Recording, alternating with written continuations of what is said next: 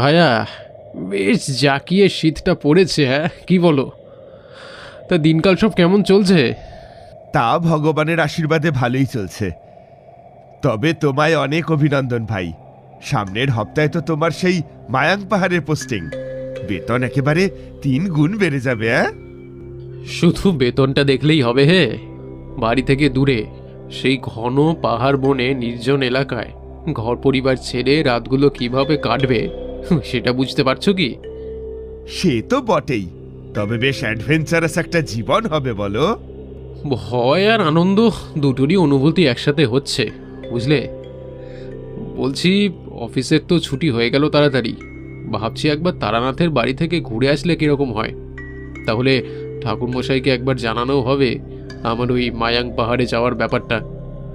তবে আজকে সন্ধেবেলায় গিন্নির সাথে একটু বাজারে বেরোতে হবে, তাই আজকে আর গল্প শুনতে পারবো না। তারানাথের সাথে দেখা করেই চলে আসবো। তাহলে আর দেরি কেন, যাওয়া যাক মটলেনের দিকে। খবরটা দেওয়া যাবে আর একটু দেখা সাক্ষাৎ হবে। চারিমা, তোর কাকা বাবুদের আনা তেলে ভাজাগুলো আর আম তেল দিয়ে ভালো করে মুড়ি মেখে নিয়ে আয় তো। হিসেব করে দেখলুম এবার শীত বিগত 5 বছরের চেয়ে একটু বেশি পড়েছে। তা মাঝে মাঝে তো বুড়োটার খোঁজ খবর নিতে একটু আসতেই পারো। তা আমরা তো ছুটি পেলেই চলে আসি এই থেকে। আপনার অভিজ্ঞতার ঝুড়ি থেকে দু একখানা অলৌকিক ঘটনা শোনার জন্যই তো এত ছটফটানি। ঠাকুরমশাই, একটা খুশির খবর আছে। কিশোরীর পোস্টিং পড়েছে সেই দূরের মায়াং পাহাড়ে। সে সামনের হপ্তাহে রওনা দেবে, তাই আজ আপনাকে খবরটা জানাতে এলাম। মায়াং পাহাড়, সে যে উত্তরের পানে। কথাটা শুনে ঠাকুরমশাইয়ের মুখে নেমে এলো এক কালো ছায়া। ভ্রু কুঁচকে কি যেন ভাবতে লাগলেন তারানাথ। কি হলো ঠাকুরমশাই, কোনো সমস্যা?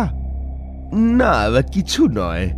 তবে মনে রেখো, মায়াং পাহাড়ের কোলে রয়েছে এক ভয়ানক শক্তি। একদিকে যেমন শুভ, অপরদিকে সে অশুভ। এখানে বাস প্রাচীন দেবী মায়াংমো, মূলত তিব্বতীদের এক দেবী। খুব সাবধানে সেখানে চলাফেরা করতে হবে। আর হ্যাঁ, ভুলেও অমাবস্যা পূর্ণিমা মাথায় কিংবা সন্ধ্যার পর মাংস ভক্ষণ করবে না।